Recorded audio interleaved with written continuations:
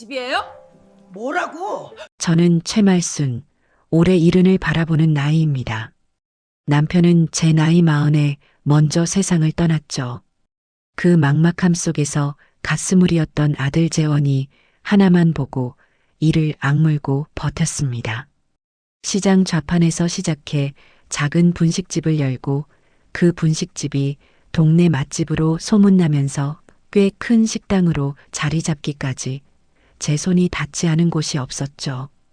그렇게 억척같이 모은 돈으로 장만한 것이 바로 이 집, 지금 제가 발 딛고 서 있는 이 아파트였습니다.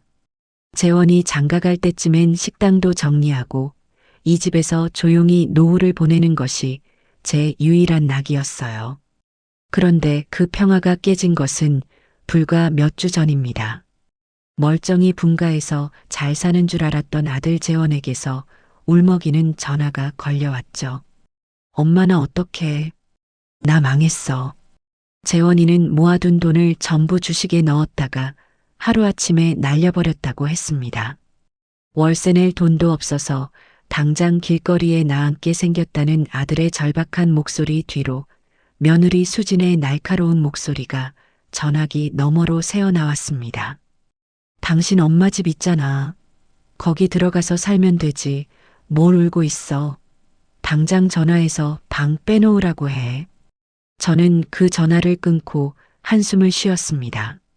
아들 녀석의 철없음에도 화가 났지만 며느리의 그 당당한 요구가 더 기가 막혔죠. 하지만 어쩌겠습니까? 하나뿐인 아들이 길바닥에 나앉는다는데 부모로서 모른 척할 수는 없었어요. 결국 저는 제 노후의 안식처였던 이 집의 문을 활짝 열어주었습니다. 그것이 제 불행의 시작이 될 줄은 꿈에도 모른 채 말이죠. 합가 첫날 아침부터 이삿짐 센터 직원들이 쿵쿵거리며 짐을 날랐습니다. 재원이는 죄 지은 사람처럼 고개만 푹 숙이고 있었지만 며느리 수진의 태도는 완전히 달랐어요. 그녀는 마치 새 집을 구경 온 손님처럼 팔짱을 낀 채 거실을 휙 둘러보더군요. 어머님, 집이 생각보다 좀 좁네요. 저희 짐이 많아서 다 들어갈지 모르겠어요. 저는 제 귀를 의심했습니다. 신세지러 온 사람의 입에서 나올 소리는 아니었죠. 여기가 저희 신혼집보다 평수는 넓은데 구조가 옛날식이라 그런가.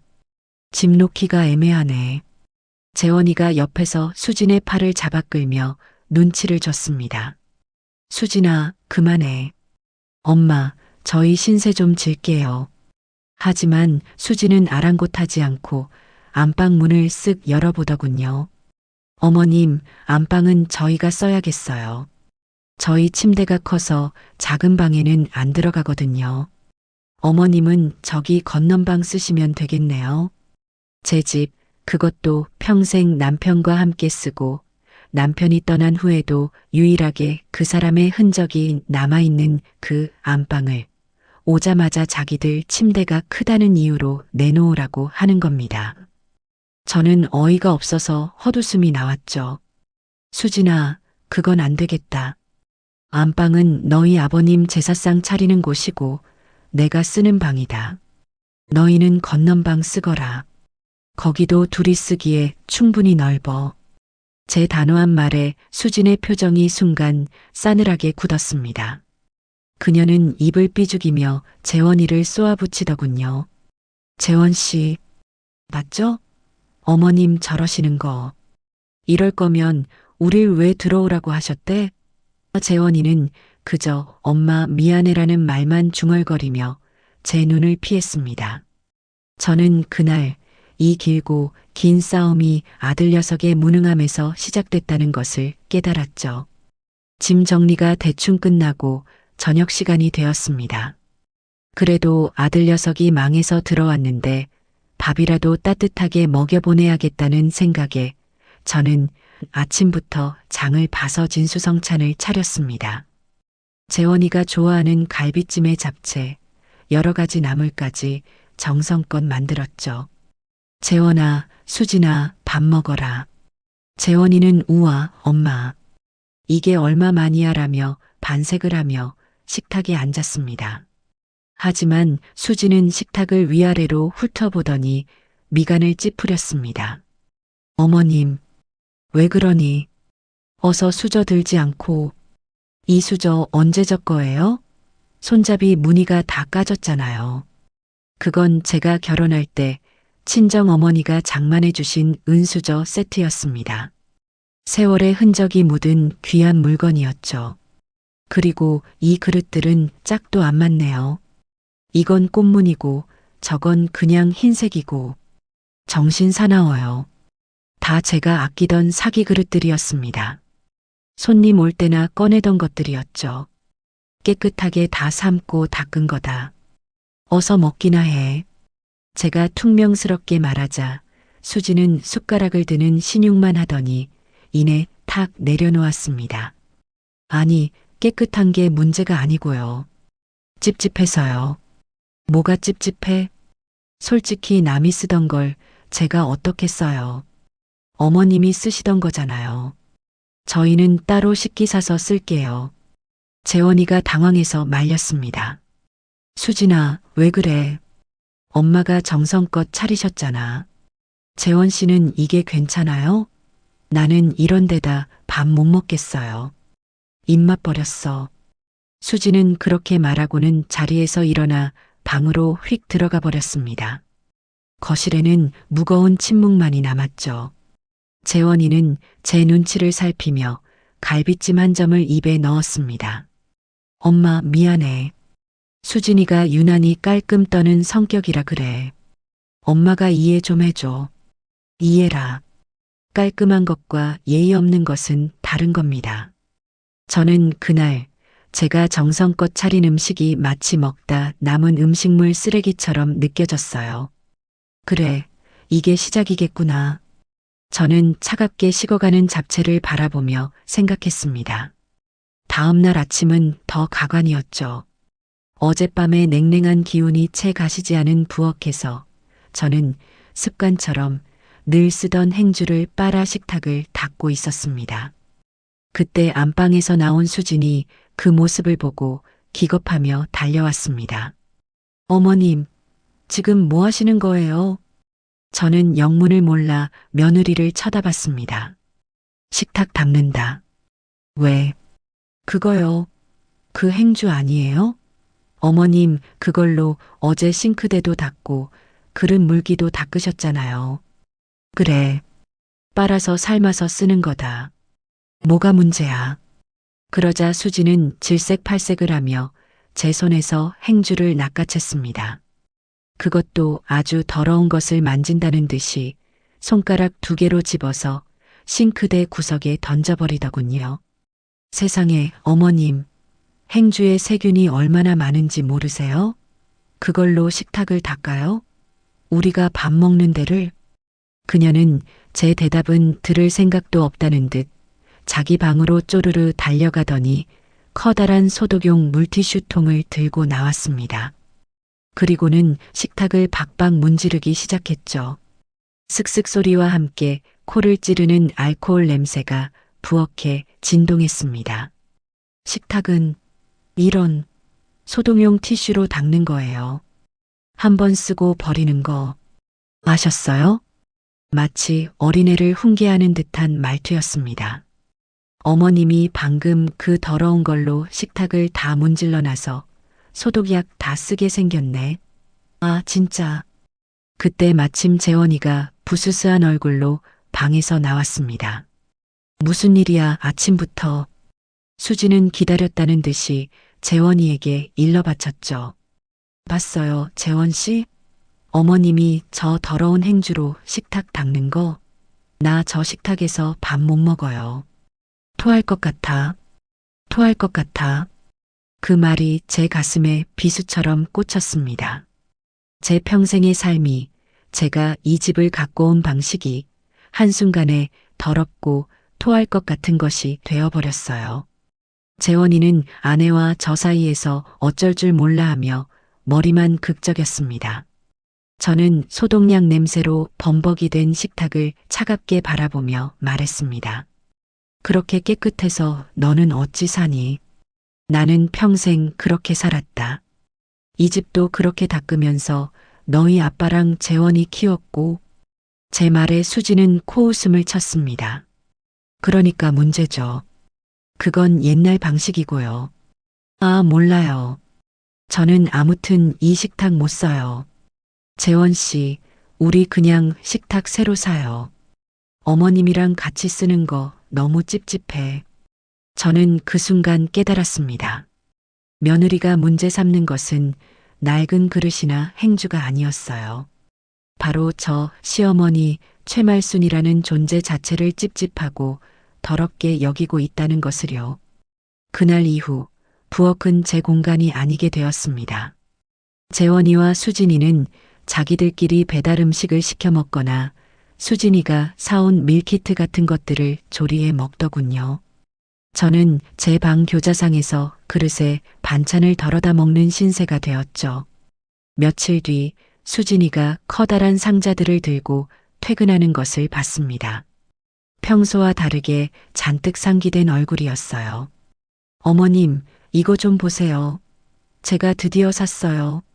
수진이가 현관 바닥에 상자들을 내려놓고는 신이 나서 포장을 뜯기 시작했습니다. 상자 안에서 나온 것은 눈이 시리게 하얀 금태가 둘러진 고급 식기 세트였죠. 이거 독일 황실에서 쓴다는 비사 제품이에요. 백화점 세일에서 겨우 구했잖아요. 그녀는 그릇 하나하나를 손뭉치 다루듯 조심스럽게 꺼내 식탁 위에 늘어놓았습니다. 4인조 세트더군요. 밥그릇, 국그릇, 접시, 컵까지.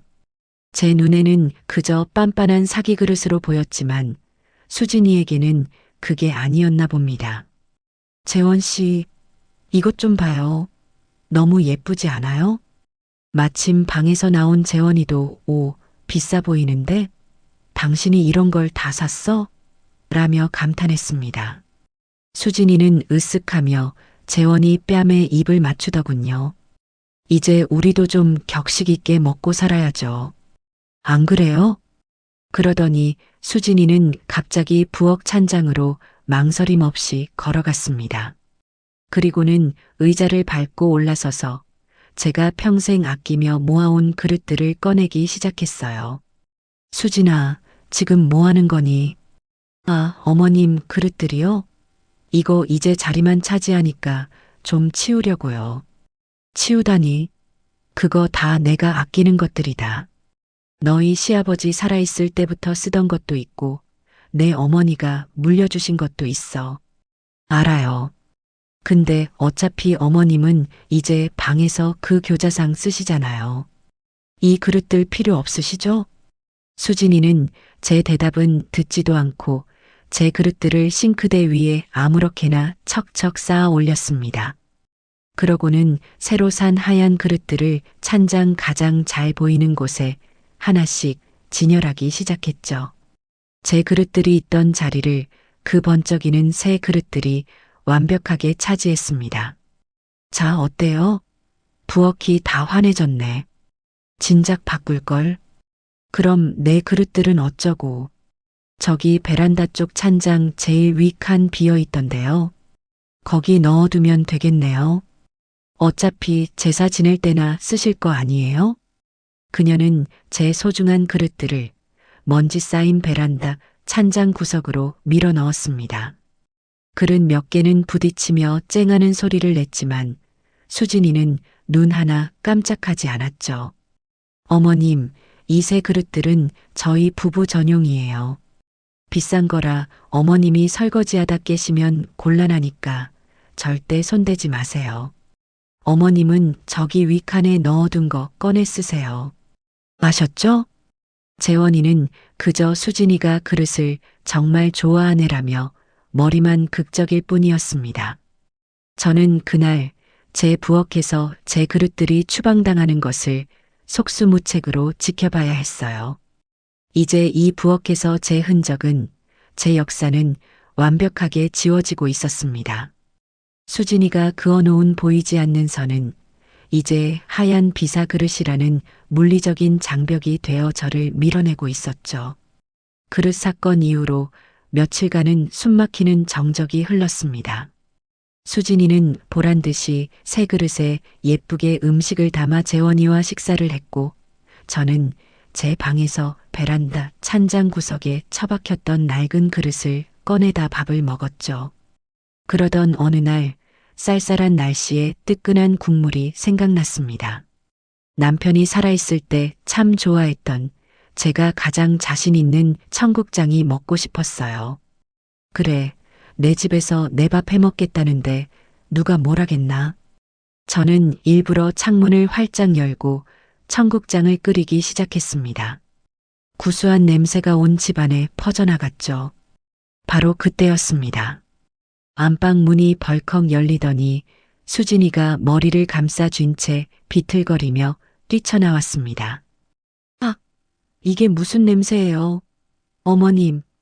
수진이는 당장이라도 토할 것처럼 입을 틀어막고 소리쳤습니다. 청국장 끓인다. 너희도 먹을래? 미치셨어요? 지금 집안에 냄새 밴 거 안 보여요? 나 지금 이 냄새 때문에 속 뒤집어져서 토할 것 같단 말이에요. 당장 끄세요. 당장. 그녀는 부엌으로 달려와 가스레인지 불을 휙 꺼버렸습니다. 끓어오르던 뚝배기가 순식간에 잠잠해졌죠. 수진아, 내가 내 집에서 청국장 하나 못 끓여 먹니? 네, 못 끓여요. 이 집이 어머님 혼자 사는 집이에요? 이 집 이제 우리 집이기도 하거든요.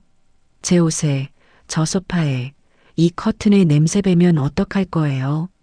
이거 세탁비, 드라이클리닝 비용 다 물어주실 거냐고요.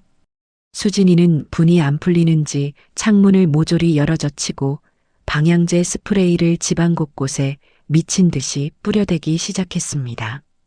향긋한 라벤더 향과 구수한 청국장 냄새가 뒤섞여 오히려 더 역한 냄새가 진동했죠. 아, 진짜 짜증나. 이 냄새 며칠이나 가겠네. 재원 씨한테 다 이를 거야. 때마침 현관문이 열리고 재원이가 퇴근했습니다. 재원이도 집안에 들어서자마자 코를 찡그렸죠. 엄마, 이게 무슨 냄새야? 수진이는 기다렸다는 듯이 재원이에게 달려가 울상을 지었습니다. 재원 씨, 어머님 좀 봐. 내가 냄새 때문에 힘들다고 그렇게 말씀드렸는데 집에서 이런 걸 끓이셨어. 나 정말 속이 안 좋아서. 혹시나 우리 아기라도 생겼으면 어쩌려고 저러신데. 임신이라는 말에 재원이의 얼굴이 하얗게 질렸습니다. 수진이는 그게 아주 효과적인 무기라는 것을 잘 알고 있었죠. 엄마 미안한데 수진이가 냄새에 진짜 예민해서 그래. 엄마도 알잖아. 이런 건 좀 밖에서 사드시지 그랬어. 이 냄새는 좀 심하긴 하네. 재원아, 너마저. 엄마 미안해. 오늘은 그냥 밖에서 시켜 먹자. 응? 엄마, 저것 좀 버려주면 안 될까? 수진이가 너무 힘들어하잖아. 버려달라. 제 아들 입에서 나온 말이었습니다.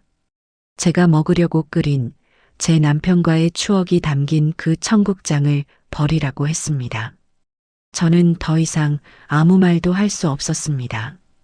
끓지도 않은 청국장 뚝배기를 들어 내용물 전부를 음식물 쓰레기 봉투에 쏟아부었습니다.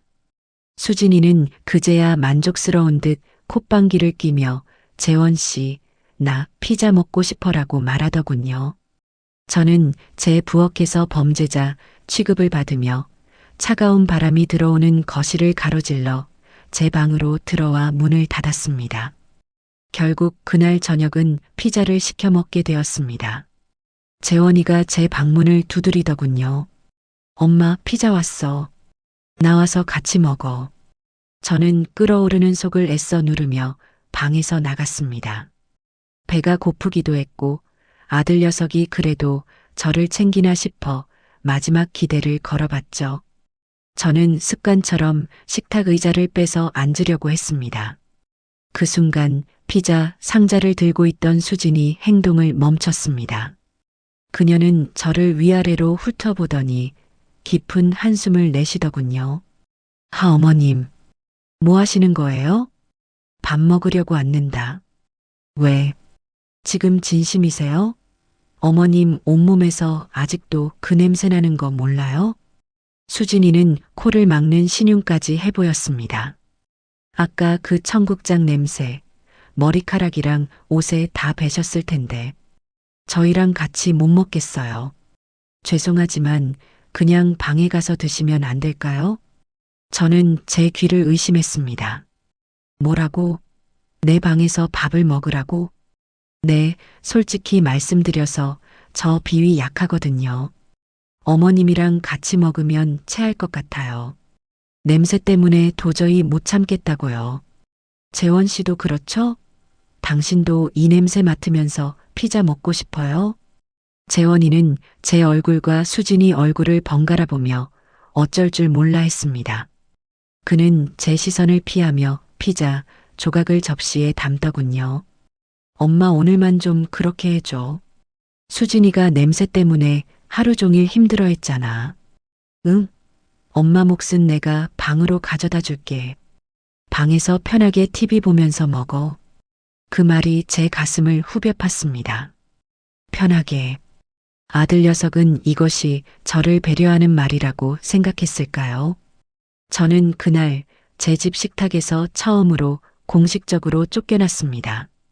그건 단순히 그릇이나 냄새의 문제가 아니었어요. 최말순이라는 존재 자체를 거부당한 겁니다. 저는 아무 말 없이 돌아섰습니다. 재원이가 제 손에 피자 한 조각이 담긴 접시를 쥐어주었죠. 방문이 닫히자마자 거실에서 두 사람이 아무렇지도 않게 웃고 떠드는 소리가 들려왔습니다. 저는 차갑게 식어가는 피자 조각을 들고 한참을 멍하니 서 있었습니다. 제 평생을 바쳐 이룬 이 집에서 저는 이제 식탁에 앉을 자격조차 없는 존재가 되어버린 겁니다. 그날 이후 제 방에서 혼자 밥을 먹는 것이 당연한 일상이 되었습니다. 수진이는 아예 제 밥과 국을 작은 쟁반에 담아 제 방문 앞에 놓고 노크를 하더군요. 어머님 식사하세요. 그 목소리는 마치 교도소에서 밥 넣어주는 간수처럼 차갑고 기계적이었습니다. 며칠 그렇게 방바닥에 쟁반을 놓고 밥을 먹다 보니 허리와 무릎이 쑤셔왔습니다. 뜨거운 국그릇을 들고 먹다가 손을 대일 뻔한 적도 한두 번이 아니었죠. 이러다간 병나겠다. 내 집 식탁인데 개들 없을 때라도 편하게 가서 먹어야겠다. 그날 점심 재원이와 수진이가 모두 출근한 것을 확인하고 부엌으로 나갔습니다. 그리고 식탁 의자에 앉으려는데 수진이가 놓고 간 서류를 가지러 다시 돌아왔더군요. 현관문을 열고 들어오던 수진이는 식탁에 앉으려던 저와 눈이 마주쳤습니다.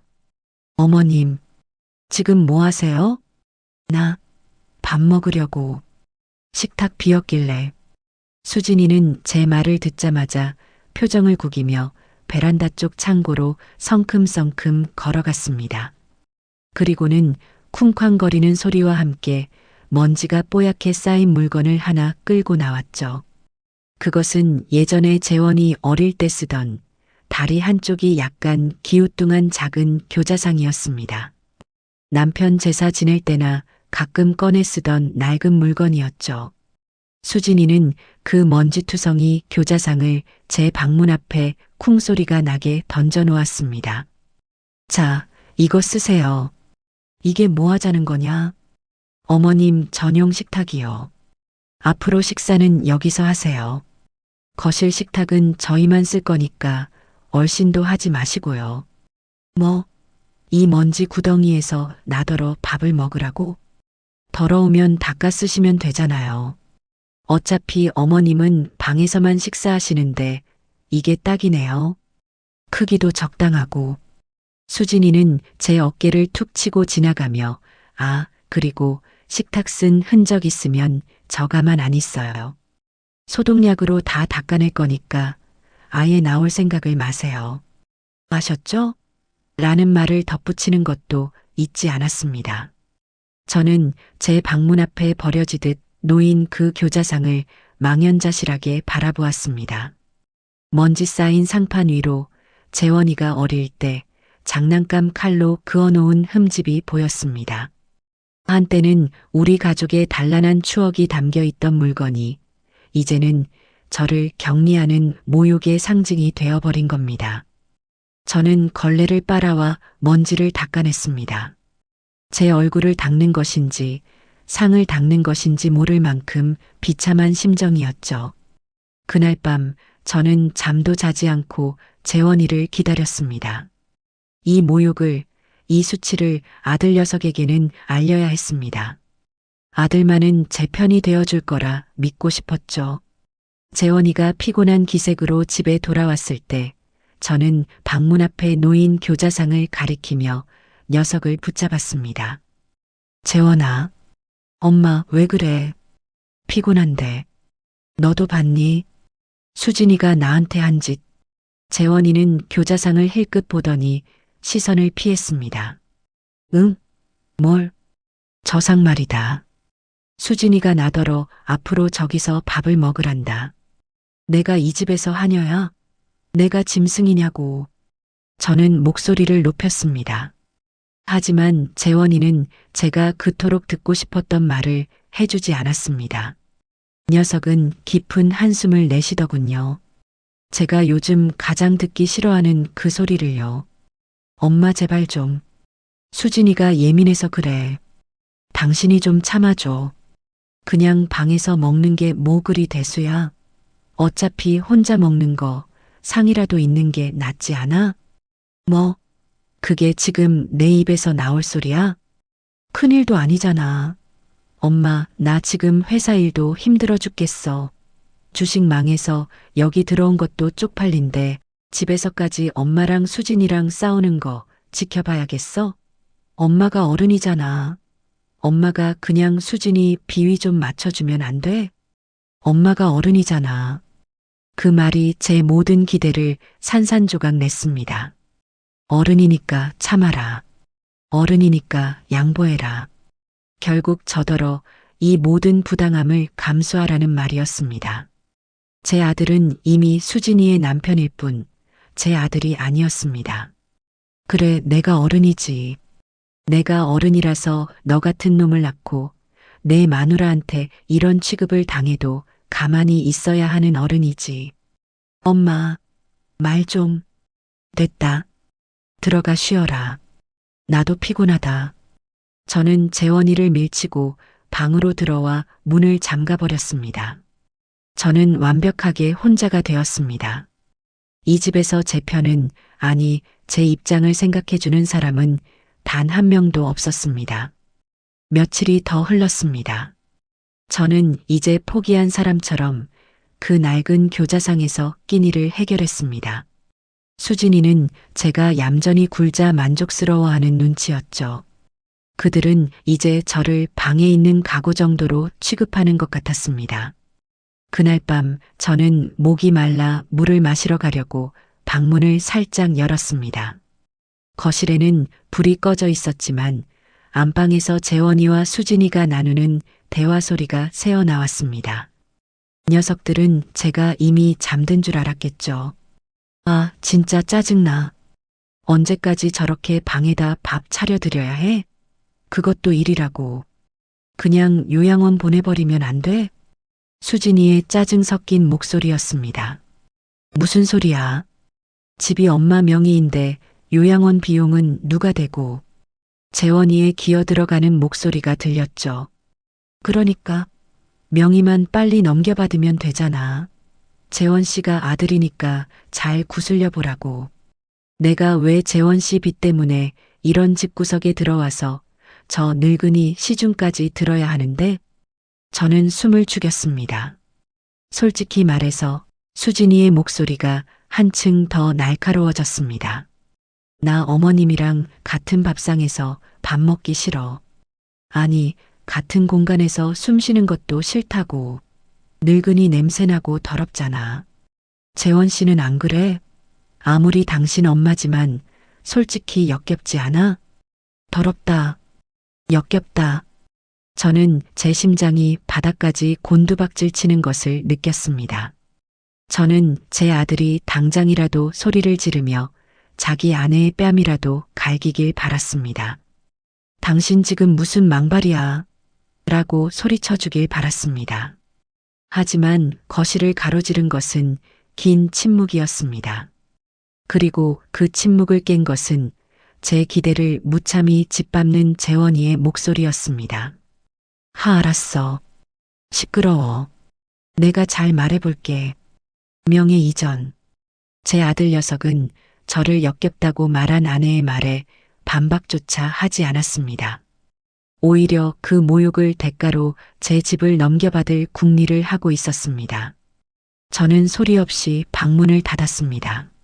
손이 덜덜 떨려 물컵을 놓칠 뻔했죠. 목이 타는 듯 했지만 물을 마실 생각도 나지 않았습니다. 더럽다고. 내가 내 아들에게 역겨운 존재라고. 그 순간 제 안에 무언가가 뚝 하고 끊어졌습니다. 슬픔이나 분노가 아니었어요. 그보다 훨씬 차갑고 단단한 것이 제 가슴 속에서 자리 잡았습니다. 그래, 너희들 뜻대로 해주마. 명예 이전? 밥상? 다 좋다. 하지만 너희가 원하는 방식은 아닐 거다. 저는 그날 밤 낡은 교자상 앞에서 결심했습니다. 이 지옥 같은 집을 내 손으로 끝내겠다고요. 그날 밤 이후로 저는 변했습니다. 더 이상 재원이에게 하소연하지도 수진이의 말에 대꾸하지도 않았죠. 그저 유령처럼 조용히 제 방에 머물며 때가 되면 밥을 먹고 잠을 잤습니다. 그들은 제가 드디어 포기했거나 기가 꺾였다고 생각했겠죠. 하지만 저는 그들 모르게 제 계획을 세우고 있었습니다. 수진이의 위생 강박은 날이 갈수록 심해졌습니다. 이제는 제가 집안의 모든 오염원이 된 듯 했습니다. 하루는 제가 아침 일찍 일어나 며칠 전에 만들어둔 장조림이 생각나 냉장고 문을 열었습니다. 그런데 냉장고 안이 완전히 뒤바뀌어 있었죠. 제가 쓰던 반찬통들, 잼병, 꿀단지까지 제 것이라고 할 만한 것들이 하나도 보이지 않았습니다. 대신 똑같이 생긴 투명한 유리 밀폐 용기 수십 개가 줄지어 정리되어 있더군요. 거기에는 수진이 유기농 샐러드, 재원 씨 아침 주스, 저염 닭가슴살 같은 알아보기 힘든 글씨로 라벨까지 붙어 있었습니다. 내 반찬들, 내 김치. 저는 혹시나 싶어 아래 칸 김치 냉장고를 열어보았습니다. 아니나 다를까 낡은 김치 냉장고 구석 칸에 제 반찬통 두어 개가 처박혀 있었습니다. 그것도 제가 만든 장조림 같은 게 아니라 먹다 남은 멸치볶음 같은 것들 뿐이었죠. 저녁에 퇴근한 수진이에게 물었습니다. 수진아, 냉장고에 있던 내 반찬들 다 어디 갔니? 수진이는 화장 지우는 솜을 얼굴에 문지르며 대수롭지 않게 대답했습니다. 아, 그거요? 다 버렸어요. 뭐, 그걸 왜 버려? 아직 먹을 수 있는 것들인데. 언제 만든 건 줄 알고요? 냄새나고 곰팡이 폈을지도 모르고. 그런 걸 냉장고에 같이 두니까 다른 음식까지 세균 옮잖아요. 안 그래도 어머님 손 탄 거라 찝찝했는데 잘 됐죠. 그럼 나는 뭘 먹고. 대신 저기 김치 냉장고 제일 아래 칸, 어머님 전용 칸으로 만들어 드렸어요. 냄새 안 나는 마른 반찬 같은 것만 거기 보관하세요. 아, 그리고 수진이가 제게 손가락질하며 경고했습니다. 이쪽 메인 냉장고 문은 절대 열지 마세요. 저희 음식에 어머님 균 묻는 거 딱 질색이니까. 물도 그냥 정수기에서 바로 받아 드시고요. 아셨어요? 균. 이제 저는 제 집 냉장고 문도 열지 못하는 균 덩어리가 되었습니다. 저는 재원이가 좋아하는 장조림을 만들던 제 손을 가만히 내려다보았습니다. 이 손이 그렇게 더러운가? 저는 아무 말 없이 제 방으로 돌아왔습니다. 그래, 마음껏 깨끗하게 살아보거라. 며칠 뒤에는 세탁실에서 일이 터졌습니다. 제가 며칠간 모아둔 제 속옷과 겉옷 몇 벌을 세탁기에 돌리고 난 뒤였죠. 오후에 잠시 바람이라도 쐴까 하고 거실로 나오는데 세탁실에서 윙하고 세탁기 돌아가는 소리가 요란하게 들렸습니다. 이상하다. 수진이랑 재원이는 출근했는데 저는 조용히 세탁실 문을 열어보았습니다. 그리고 그 자리에서 얼어붙고 말았죠. 세탁기 안에는 빨래가 하나도 들어있지 않았습니다. 빈 세탁기가 삶음통 살균 코스로 거품을 내뿜으며 세차게 돌아가고 있었어요. 그리고 그 앞에는 팔짱을 낀 수진이가 서 있었습니다. 그녀는 회사를 조퇴하고 온 모양이었습니다. 수진아, 지금 뭐 하는 거니? 세탁기가 비었는데. 수진이는 저를 돌아보지도 않고 대답했습니다. 아, 어머님이 아까 쓰셨잖아요. 소독하는 거예요. 소독? 멀쩡한 세탁기를 왜? 어머님 속옷반 세탁기에 제 속옷이랑 재원 씨 셔츠를 어떻게 같이 돌려요? 찝찝하게. 균 옮으면 어떡해요. 기가 막혀서 말이 나오지 않았습니다. 물 낭비, 전기 낭비는 둘째치고 제가 쓴 세탁기를 소독해야 할 만큼 저를 더럽게 여긴다는 그 태도가 저를 참을 수 없게 만들었습니다. 내가 쓴 게 뭐 어때서? 내가 무슨 전염병 환자야? 됐고요. 앞으로 어머님 빨래는 그냥 손으로 조물조물해서 방에 넣으세요. 이 세탁기는 이제부터 저희만 쓸 거니까 손대지 마세요. 뭐라고? 저 세탁기 내가 산 거야. 그럼 뭐예요? 지금 쓰는 사람이 저인데. 아무튼 그렇게 하세요. 또 어머님 빨래 넣은 거 걸리기만 해봐요. 그땐 이 세탁기 갖다 버릴 거니까. 수진이는 마치 제게 마지막 통보를 하듯 쏘아붙이고는 방으로 들어가 버렸습니다. 저는 텅 빈 채 거품만 내뿜으며 돌아가는 세탁조를 한참이나 바라보았습니다. 제 신세가 꼭 저 텅 빈 세탁기 같았죠. 겉은 멀쩡하지만 속은 텅 비어 그저 남의 손에 의해 쓸모없이 돌아가고만 있는 그들의 격리는 이제 식탁과 부엌, 세탁실을 넘어 집안의 모든 공간으로 확장되었습니다. 이 집에는 화장실이 2개 있었습니다. 안방에 딸린 비교적 새 것과 거실에 있는 낡은 공용 화장실이었죠. 그들은 안방을 차지했으니 당연히 안방 화장실을 썼고 저는 거실 화장실을 썼습니다. 그런데 어느 추운 겨울 아침 제가 급하게 화장실을 가려고 거실 화장실 문을 열려는데 문이 잠겨 있었습니다. 안에 있나? 하지만 집안은 조용했습니다. 재원이와 수진이는 아직 일어나지도 않은 시간이었죠. 저는 손잡이를 다시 돌려보았지만 꿈쩍도 하지 않았습니다. 수진아, 재원아, 화장실 문 왜 잠갔니? 제가 소리를 지르자 안방 문이 열리고 잠옷바람에 수진이가 부스스한 얼굴로 걸어 나왔습니다. 아, 왜 아침부터 소리를 지르세요? 화장실 문 말이다. 왜 잠가놨어?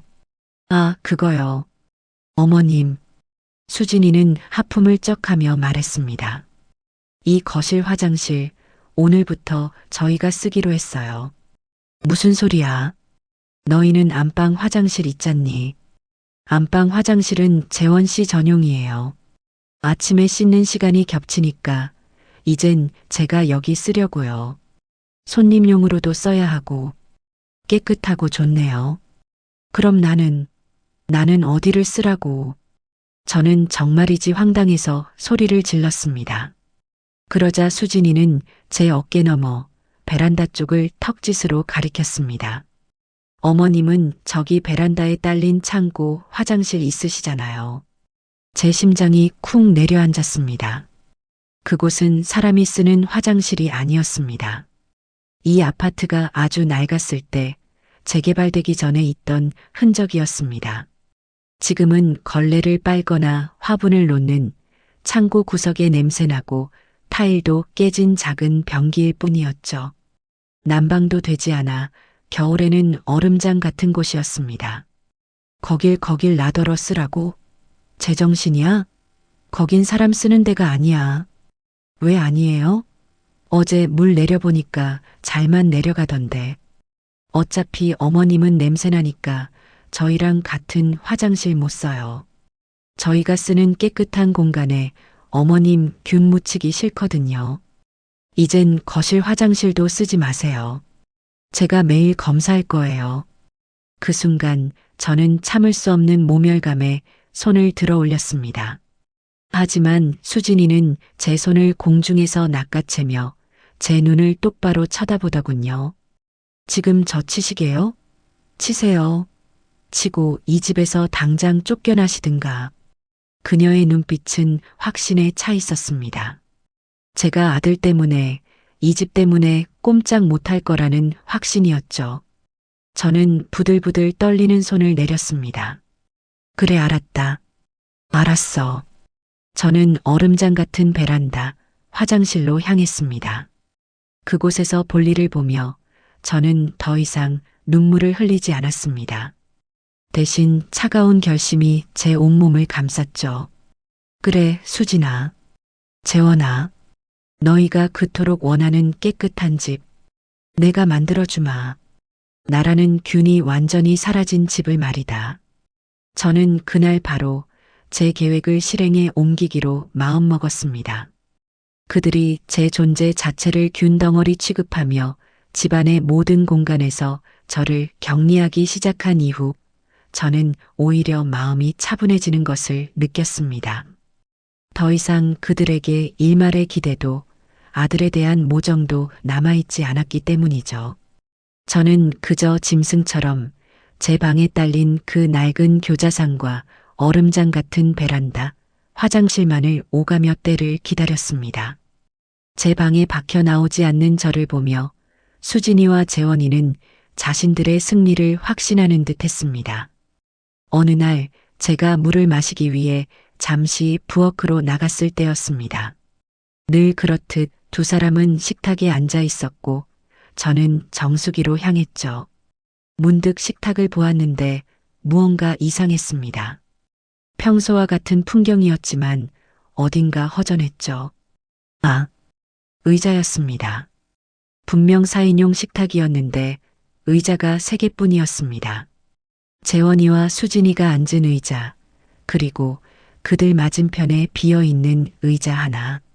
원래 제자리, 그러니까 식탁의 상석이었던 곳의 의자가 감쪽같이 사라진 겁니다. 수진아. 저는 물컵을 든 채 물었습니다. 수진이는 스마트폰에서 눈을 떼지 않은 채 건성으로 대답했죠. 왜요? 여기 있던 의자 하나 어디 갔니? 그제야 수진이는 고개를 들고 제가 가리키는 곳을 힐끗 보더군요. 그러더니 아, 그 의자요? 라며 별일 아니라는 듯 어깨를 으쓱했습니다. 저기 베란다 창고에 치워버렸어요. 뭐, 멀쩡한 의자를 왜 치워? 보세요. 어차피 3인 가족인데 의자가 4개일 필요 없잖아요. 자리만 차지하고. 그리고 저쪽이 베란다 나가는 길목이라 그 의자 때문에 자꾸 동선이 꼬이더라고요. 안 그래도 좁아 죽겠는데 거추장스러워서요.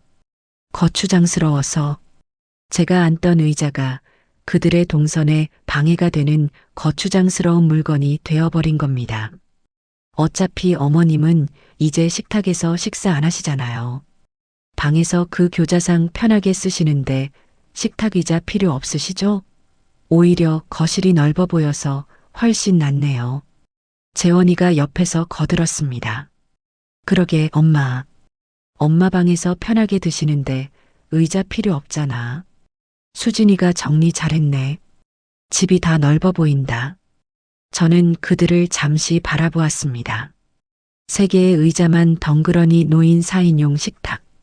그 모습은 마치 이 집에서 제 존재가 물리적으로 거세당했음을 보여주는 듯 했습니다. 저는 더 이상 아무 말도 하지 않고 물컵을 들고 제 방으로 돌아왔습니다. 그래, 잘했다. 너희가 내 흔적을 지워줄수록 내 결심은 더 단단해지니까. 세 개의 의자. 참으로 보기 좋은 그림이었죠. 시간은 속절없이 흘러 제 생일이 다가왔습니다. 물론 저는 그들에게 제 생일이라는 사실을 알리지 않았습니다.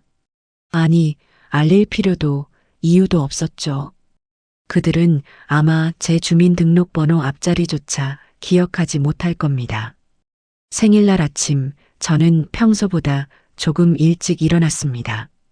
그들이 출근한 것을 확인하고 난 뒤, 저는 아주 오랜만에 부엌에 섰습니다. 내 집 부엌이 아닌 수진이의 부엌이었지만 상관없었죠. 저는 베란다 구석 찬장에서 제 낡은 냄비와 그릇을 꺼냈습니다. 그리고 냉장고 어머님 칸에 숨겨두었던 마른 미역을 꺼내 물에 불렸죠. 그래도 생일인데 미역국은 먹어야지. 내가 끓여 먹어야지. 남편이 살아있을 때는 매년 제 생일 아침이면 그 무뚝뚝한 사람이 새벽같이 일어나 손수 미역국을 끓여주곤 했습니다. 재원이는 그 옆에서 달걀 프라이를 태워 먹기 일쑤였죠. 그 기억이 아련하게 떠올라 잠시 코끝이 찡해졌지만 이내 고개를 저었습니다. 다 지난 일입니다. 저는 조용히 미역국을 끓였습니다. 수진이가 싫어하는 참기름 냄새가 날까봐 뚜껑을 덮고 불을 약하게 줄여가며 조심조심 끓였죠. 다행히 그들이 퇴근하기 전에 미역국은 완성되었습니다.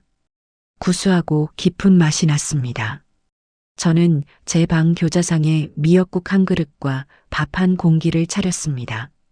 그런데 그날따라 그 교자상이 유난히 초라하게 느껴졌습니다.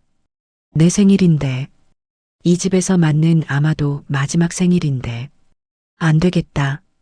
딱 한 번만, 오늘 하루만. 저는 무슨 옥이었는지 미역국이 담긴 쟁반을 들고 방을 나섰습니다. 거실 식탁으로 향했죠. 그래, 오늘 내 생일이다. 내 집에서, 내 밥상에서 내가 끓인 미역국 먹겠다는데 누가 뭘 하겠어. 그때였습니다. 배고파. 재원 씨, 치킨 시켰어요?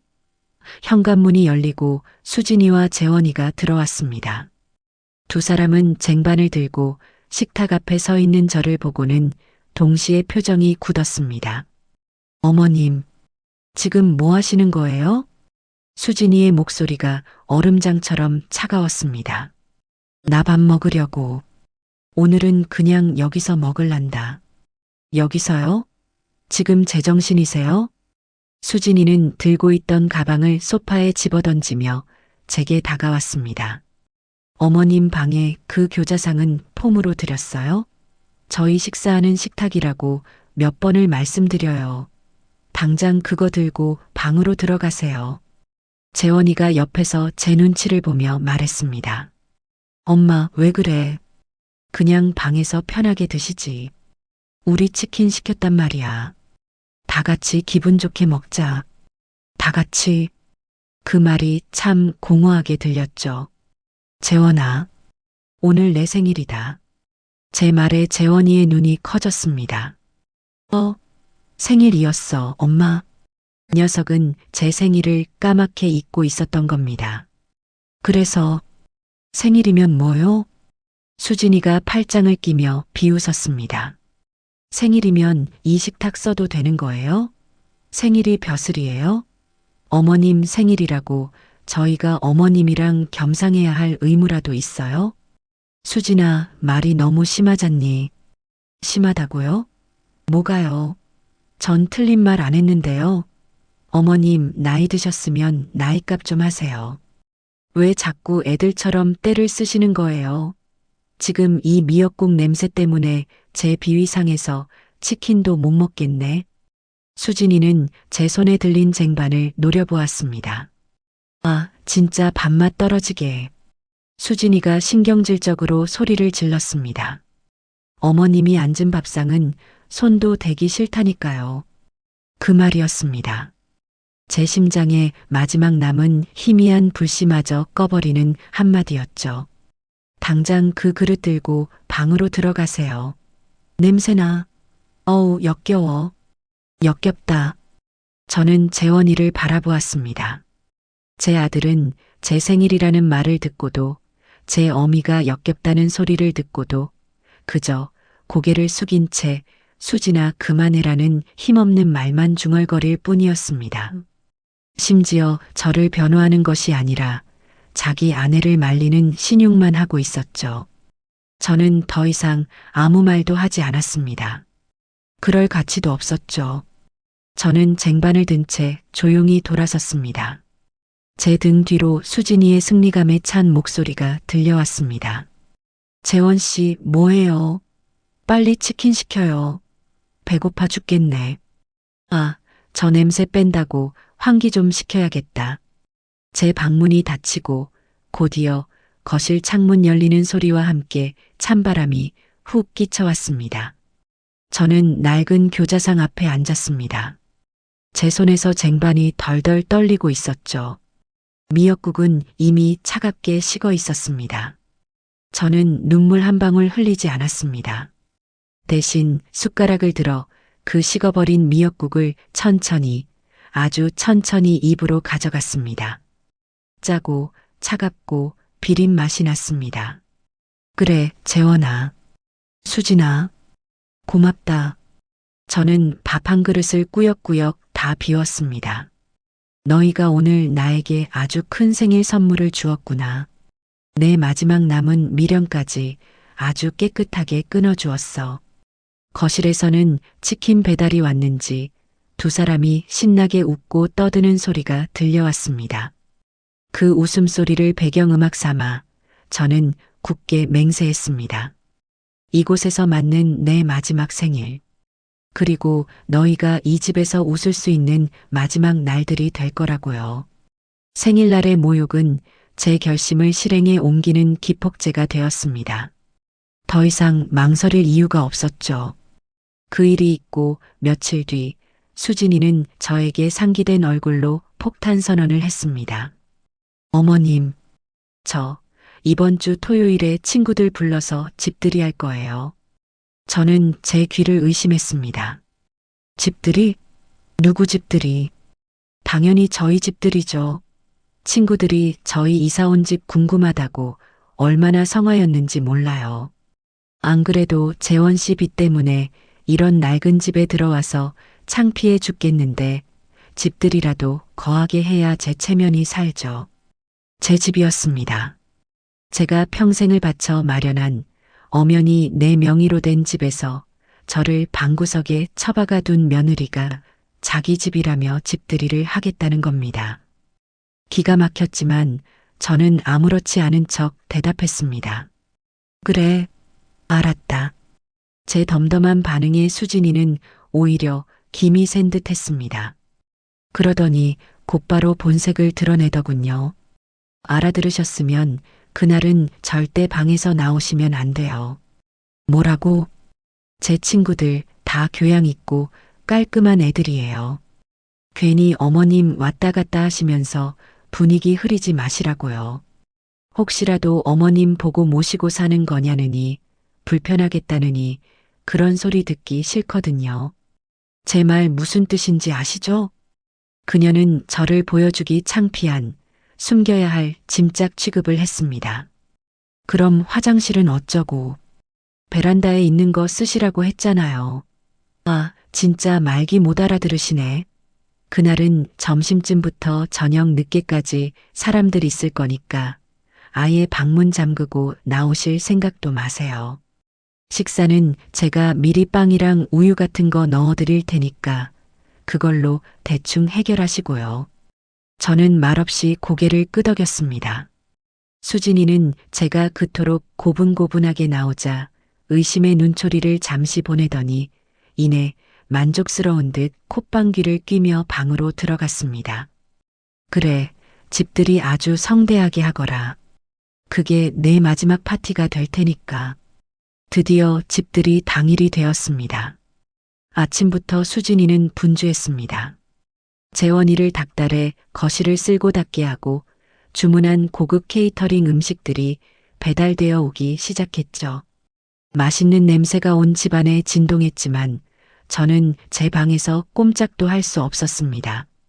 수진이는 약속대로 제 방에 모닝빵 몇 개와 우유 한 팩을 아침 일찍 던져주고 갔습니다.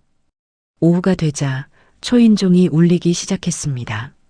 수진이의 친구들인 듯 젊은 여자들의 하이톤의 목소리와 웃음소리가 거실을 가득 메웠습니다. 어머, 수진아. 집 너무 좋다. 여기가 그 말로만 듣던지 아파트야? 완전 부촌이네. 무슨 소리야? 그냥 낡은 아파트지. 그래도 뭐 둘이 살기엔 나쁘지 않아. 이게 낡았다고? 너 정말 재원 씨가 능력 있나 보다. 이런 데를 다 사주고. 수진이는 깔깔거리며 웃었습니다. 아니야, 그냥 재원 씨가 나 고생 안 시키려고 무리 좀 했지. 거의 4명이나 다름없어. 하. 저는 방 안에서 그 모든 거짓말을 똑똑히 듣고 있었습니다. 제 집을 자기 집인 양, 자기 남편이 사준 양 태연하게 거짓말을 하는 며느리의 목소리가 역겨웠죠. 시간이 얼마나 흘렀을까요? 점심때부터 시작된 파티는 저녁이 다 되도록 끝날 기미가 보이지 않았습니다. 저는 빵 조각으로 대충 허기를 때웠지만 생리 현상은 참을 수가 없었죠. 베란다, 화장실은 너무 춥고 지저분해서 도저히 가고 싶지 않았습니다. 지금쯤이면 다들 술도 마시고 시끄러우니 거실 화장실 정도는 조용히 다녀올 수 있겠지. 저는 최대한 소리를 죽여 방문 손잡이를 돌렸습니다. 그리고 복도로 살짝 고개를 내밀었죠. 거실은 그야말로 난장판이었습니다. 와인병이 굴러다니고 수진이와 친구들은 소파에 기대어 시끄럽게 떠들고 있었죠. 다행히 아무도 복도 쪽에는 관심이 없는 듯 했습니다. 저는 발소리를 죽여 거실 화장실로 향했습니다. 막 화장실 문고리를 잡으려던 순간 뒤에서 얼음장 같은 목소리가 들려왔습니다. 어머님, 지금 뭐 하시는 거예요? 수진이었습니다. 술에 취해 뺨은 발그레했지만 눈은 무섭도록 차갑게 빛나고 있었죠. 거실의 음악 소리 때문에 친구들은 아직 저를 눈치채지 못한 듯 했습니다. 나 화장실 좀. 제가 방에서 나오지 말라고 했을 텐데요. 그래도 급해서 베란다는 너무 춥고. 그게 제 알바예요? 수진이는 제 팔을 거칠게 잡아 끌었습니다. 그 힘이 어찌나 센지 저는 속수무책으로 제 방 쪽으로 끌려갔죠. 지금 제 친구들 다 있는데 어머님 꼴 좀 보세요. 그 누더기 같은 옷 입고. 제 친구들이 어머님 보면 뭐라고 생각하겠어요. 제가 쪽팔려서 정말. 이건 알아. 내가 내 집에서 화장실도 못 가. 시끄러워요. 어머님 집 아니라고요. 이제 곧 제 집 될 거니까. 수진이는 저를 방 안으로 거칠게 밀어 넣었습니다. 저는 힘없이 바닥에 엉덩방아를 찍고 말았죠. 다시는 나오지 마세요. 제 파티 망치기만 해봐요. 수진이는 제 면전에 대고 소리치더니 방문을 쾅 하고 닫아버렸습니다. 그리고 철컥. 저는 제 귀를 의심했습니다. 분명히 문 밖에서 잠금쇠가 걸리는 소리가 들렸습니다. 저는 멍하니 있다가 비틀거리며 일어나 방문 손잡이를 돌려보았습니다. 꿈쩍도 하지 않았습니다. 밖에서 문을 잠가버린 겁니다. 제 방은 원래 안에서는 잠글 수 있어도 밖에서는 열쇠가 없으면 잠글 수 없는 구조였습니다. 수진이가 일부러 자물쇠를 사다 달았거나 아니면 이중 잠금 장치를 걸어버린 게 틀림없었습니다. 저는 잠긴 방문 앞에 주저앉았습니다. 저를 제 집, 제 방에 가뒀습니다. 손님들 보기 창피하다는 이유로 늙은 어미를 방에 가둬버린 겁니다. 방음도 제대로 되지 않는 문 밖에서는 수진이가 아무 일도 없었다는 듯이 다시 밝은 목소리로 친구들과 떠드는 소리가 들려왔습니다. 아, 미안. 잠깐 벌레가 나와서. 하. 벌레. 그 순간 제 안에 마지막 남은 무언가가 완전히 부서져 내렸습니다. 슬픔도 분노도 아니었습니다. 그것은 죽음과도 같은 차가운 무였습니다. 저는 그 차가운 방바닥에 앉아 문 밖에서 울려 퍼지는 그들의 행복한 웃음소리를 들었습니다. 밤이 깊어지고 새벽이 가까워져서야 문 밖이 조용해졌습니다. 그리고 한참 뒤 철컥하고 문이 열리는 소리가 들렸죠. 수진이가 술이 거나하게 취한 얼굴로 문에 기대어 서 있었습니다. 아, 깜빡했네. 주무셨어요? 뭐 상관없지만. 아, 피곤해. 수진이는 비틀거리며 자기 방으로 들어갔습니다. 저는 갇혀있던 방에서 천천히 걸어 나왔습니다.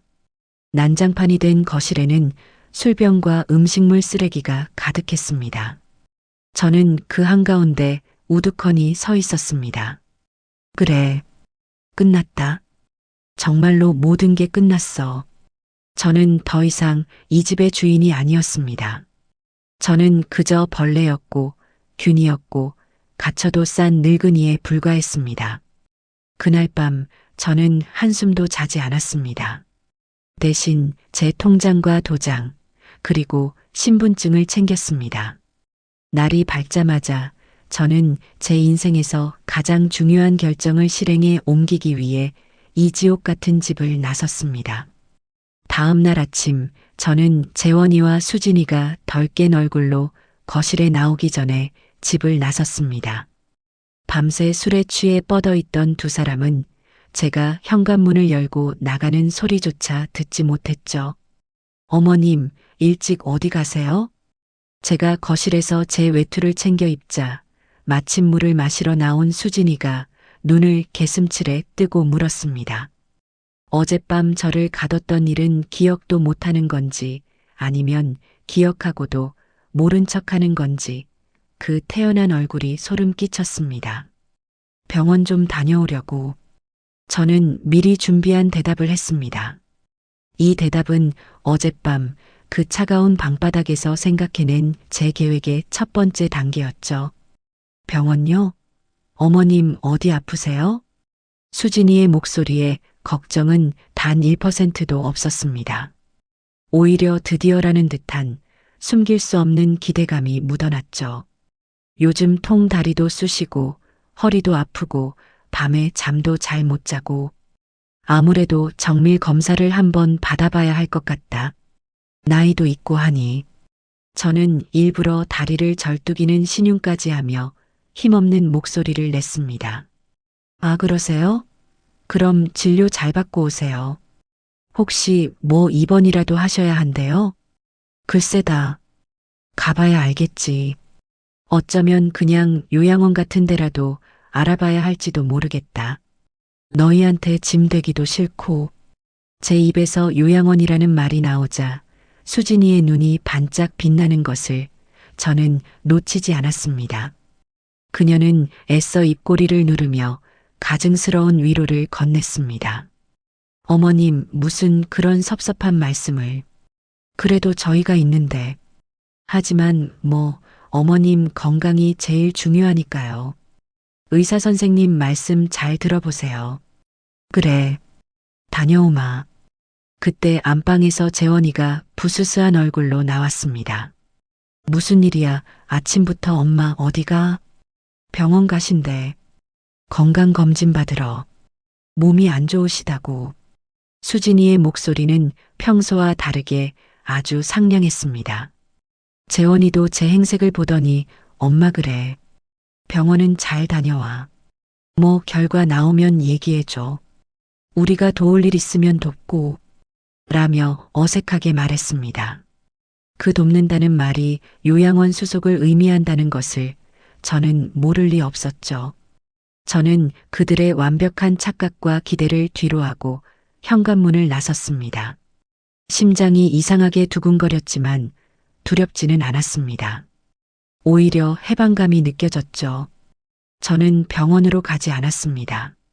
제 발길이 향한 곳은 이 동네에서 가장 오래되고 가장 유능하기로 소문난 대박 공인중개사 사무소였습니다. 제가 이 아파트를 살 때도 신세를 졌던 곳이죠. 아니, 이게 누구요? 최 사장님 아니십니까? 요즘 식당은 어떠세요? 김 사장이 저를 보고 반갑게 맞이했습니다. 그는 제가 식당을 정리한 것을 아직 모르는 듯 했습니다. 오랜만이네요, 김 사장. 식당은 진작에 정리했어요. 오늘은 다른 일 때문에 왔습니다. 다른 일이라면? 저는 그의 맞은편 의자에 깊숙이 앉아 제 가방에서 등기권리증 사본을 꺼내 테이블 위에 올려놓았습니다. 이 집 팔려고요. 김 사장의 눈이 동그래졌습니다. 네, 이 집을요? 사장님 평생 모은 재산 1호 아니었습니까? 그걸 왜 파세요? 혹시 재원군한테 무슨 일이라도. 그런 거 아닙니다. 그냥 이제 저도 나이 들고 하니 다 정리하고 조용한 데로 가고 싶어서요. 아니 그래도 이건. 김 사장. 저는 그의 말을 잘랐습니다. 제 목소리는 낮고 단호했죠. 제가 지금 농담하러 온 거 아닙니다. 이 집 팔아주세요. 조건이 있습니다. 제 단호한 태도에 김 사장도 직감적으로 무언가 심상치 않은 일이 있음을 깨달은 듯 자세를 고쳐 앉았습니다. 첫째, 최대한 빨리 팔아야 합니다. 시세보다 조금 손해를 보더라도 현금으로 바로 치를 수 있는 사람이면 좋겠어요. 소위 말하는 금매로 내놓을 겁니다. 둘째, 그리고 가장 중요한 겁니다. 아주 조용히 진행해야 합니다. 절대 저희 아들 내외는 이 사실을 알아서는 안 됩니다. 네, 아드님 모르게 집을 파신다고요? 사장님, 그건 내 집이고 내 명의입니다. 내가 팔겠다는데 문제될 거 없잖아요. 김 사장은 그저 제 요구대로만 해주시면 됩니다. 하지만 집을 보러 와야 할 텐데요. 식구들이 있는데 어떻게 몰래. 그건 걱정 마세요. 저는 미리 생각해둔 계획을 말했습니다. 아들 내외는 평일 낮에는 둘 다 출근합니다. 아침 9시부터 저녁 6시까지는 집이 비어요. 집 보러 올 사람은 무조건 그 시간 안에 하루에 한두 팀씩만 조용히 보도록 해주세요. 제가 그 시간엔 병원에 가 있든 산책을 하든 핑계를 대고 밖에서 기다리고 있겠습니다. 그리고 절대 오픈하우스 같은 거 안 됩니다. 동네에 소문나면 끝장이에요. 김 사장만 믿고 맡기는 겁니다. 김 사장은 제 얼굴을 한참이나 뜯어보더니 깊은 한숨을 내쉬었습니다. 알겠습니다, 사장님. 사장님이 그 정도까지 결심하셨다면 제가 이유를 캐물을 건 아니죠. 마침 이 아파트 이평수 현금 들고 대기하는 손님이 한 분 계시긴 합니다. 외국에서 들어오신 분인데 급하게 집을 구하고 계셨죠. 아마 시세보다 조금만 조정해 주시면 당장 계약하실지도 모릅니다. 잘 됐네요. 그분께 바로 연락하세요. 오늘 오후라도 당장 보여주실 수 있습니까? 오늘 오후요? 알겠습니다. 제가 시간 잡아보죠. 저는 김 사장에게 현관 비밀번호를 알려주고 부동산을 나왔습니다. 첫 번째 단추는 성공적으로 끼웠습니다. 제 다음 행선지는 은행이었습니다. 식당을 정리하고 받은 권리금과 퇴직금, 그리고 남편이 남긴 사망보험금까지 저는 그 돈을 한 푼도 쓰지 않고 차곡차곡 모아두었습니다. 재원이와 수진이는 제가 이 집 한 채가 전부인 돈 없는 늙은이라고 생각했겠지만 그건 그들의 엄청난 착각이었죠. 저는 주거래 은행이 아닌 집에서 한참 떨어진 다른 구의 은행 지점을 찾아갔습니다. 새로 계좌 하나 만들고 싶습니다. 그리고 다른 은행에 흩어져 있는 제 예금이랑 보험 전부 이쪽으로 모으려고요. 은행원은 제 나이와 행색을 보고 잠시 의아해했지만 이내 친절하게 업무를 처리해 주었습니다. 저는 그곳에서 인터넷 뱅킹과 OTP 카드까지 새로 발급받았습니다. 제 모든 자산을 한 곳으로 모으고 그들 모르게 관리할 준비를 마친 겁니다. 은행 일을 마치고 나오니 점심시간이 훌쩍 지나 있었습니다. 저는 근처 국밥집에서 뜨끈한 국밥 한 그릇을 시켜 먹었습니다. 얼마 만에 남의 눈치 안 보고 식탁에 앉아 편하게 먹는 밥인지 눈물이 날 것 같았지만 참았습니다. 오후 2시쯤 김 사장에게서 전화가 걸려왔습니다. 사장님, 방금 손님이 집 보고 가셨는데 아주 마음에 들어 하십니다. 말씀하신 대로 시세보다 조금 낮은 금매 가격을 말씀드렸더니 그 자리에서 바로 계약하겠다고 하십니다. 내일 당장 계약금 쏘겠답니다. 사장님, 듣고 계세요? 아, 네. 그렇게 빨리요? 네. 이런 급매물은 타이밍입니다. 어떠세요? 진행할까요? 저는 잠시 눈을 감았습니다. 제 평생이 담긴 집이었습니다. 하지만 망설임은 짧았죠. 네. 진행하세요. 내일 바로 계약서 쓰겠습니다. 잔금 날짜는 가장 빠른 날로 잡아주세요. 알겠습니다.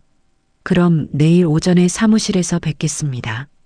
전화를 끊고 저는 한참이나 그 자리에 서 있었습니다. 일이 너무나도 순조롭게 풀리고 있었습니다. 하늘이, 아니 먼저 간 내 남편이 저를 돕고 있다는 생각마저 들었습니다.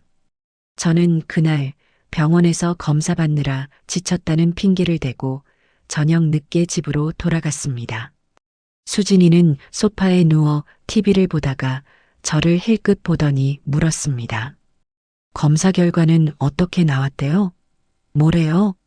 저는 가장 지치고 가장 절망적인 표정을 지으며 대답했습니다. 심각하단다.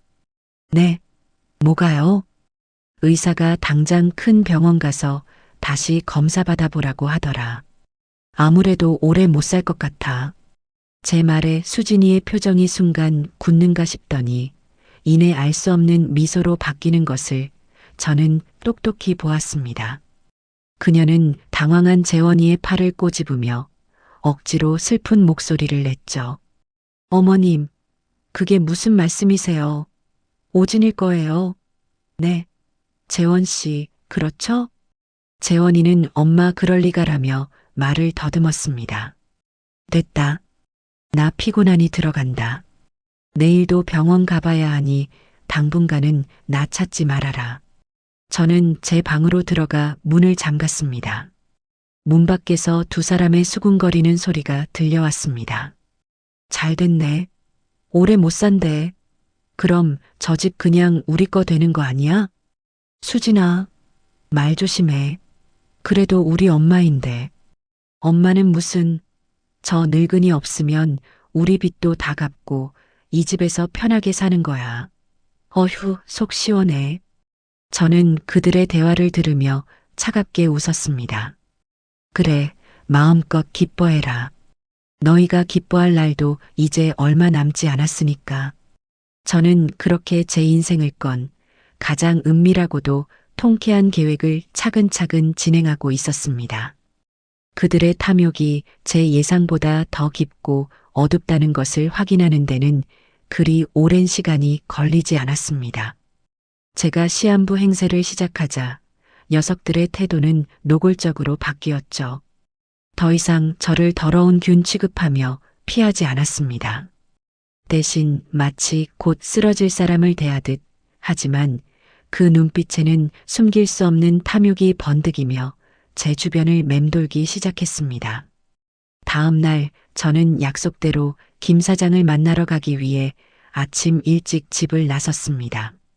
어제 시한부 선고를 받은 늙은이치고는 발걸음이 제법 굳건했죠. 수진이는 제가 현관을 나설 때까지 소파에 누워 눈도 마주치지 않았습니다. 병원 잘 다녀오세요라는 입에 발린 말조차 하지 않더군요. 제가 오늘 내일하는 마당에 잘 보일 필요도 없다고 생각했겠죠. 부동산 사무실에 도착하니 김 사장과 어제 집을 보고 간 부부가 저를 기다리고 있었습니다. 부부는 인상이 참 좋아 보였어요. 이런 사람들에게 제 집이 넘어간다는 것이 그나마 다행이라는 생각이 들었습니다. 사장님, 이분들이 어제 집 보시고 바로 계약하시겠다고 한 이 선생님 내외분이십니다. 아, 안녕하세요. 최말순입니다. 집이 낡았는데 좋게 봐주셔서 고맙습니다. 이 선생이라는 분이 웃으며 말했습니다. 아닙니다. 사모님, 집을 얼마나 깨끗하게 관리하셨는지 손볼 데가 하나도 없겠더라고요. 저희가 오히려 급하게 들어오게 되어서 죄송합니다. 저는 그 깨끗함이 누구 덕분인지 생각하며 쓴웃음을 지었습니다.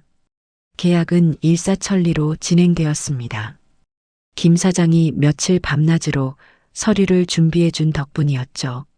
저는 제 가방 깊숙한 곳에서 수진이가 그토록 찾아 헤매던 제 진짜 인감도장을 꺼냈습니다. 그리고 매매 계약서 위 매도인 최말순이라는 이름 옆에 망설임 없이 도장을 찍었습니다. 쾅 하고 도장이 찍히는 소리가 제 남은 미련을 끊어내는 소리처럼 선명하게 들렸습니다. 잔금 날짜는 이번 주 금요일로 하겠습니다. 괜찮으시겠습니까? 김 사장이 제안했습니다. 오늘이 월요일이니 불과 나흘 뒤였습니다. 네, 금요일이요? 저희는 좋습니다. 현금은 준비되어 있으니까요. 이 선생 부부가 흔쾌히 고개를 끄덕였습니다. 그럼 계약금은 지금 바로 사모님 계좌로 이체해 드리겠습니다. 잠시 후 제 주머니 속 낡은 휴대폰이 띠링하고 울렸습니다. 제가 어제 새로 만든 그 비밀 계좌로 제 평생 만져본 돈 중에 가장 큰 액수의 일부가 계약금이라는 이름으로 들어왔습니다. 저는 조용히 휴대폰 화면을 껐습니다. 모든 것이 순조로웠습니다. 그럼 금요일 오전에 이삿짐 센터랑 같이 오겠습니다. 잔금 치르고 바로 입주하는 걸로 알겠습니다. 네, 그렇게 하시죠. 그날 집이 좀 시끄러울 수도 있는데 양해 바랍니다. 저는 의미심장한 말을 남기고 부동산을 나왔습니다. 해가 중천에 떠 있었지만 제 마음은 오히려 차분했습니다. 이제 주사위는 던져졌습니다. 그날 저녁 저는 일부러 더 기운 없는 척 금방이라도 숨이 넘어갈 듯한 연기를 하며 집으로 돌아갔습니다. 아니나 다를까 재원이와 수진이가 거실에서 저를 기다리고 있더군요.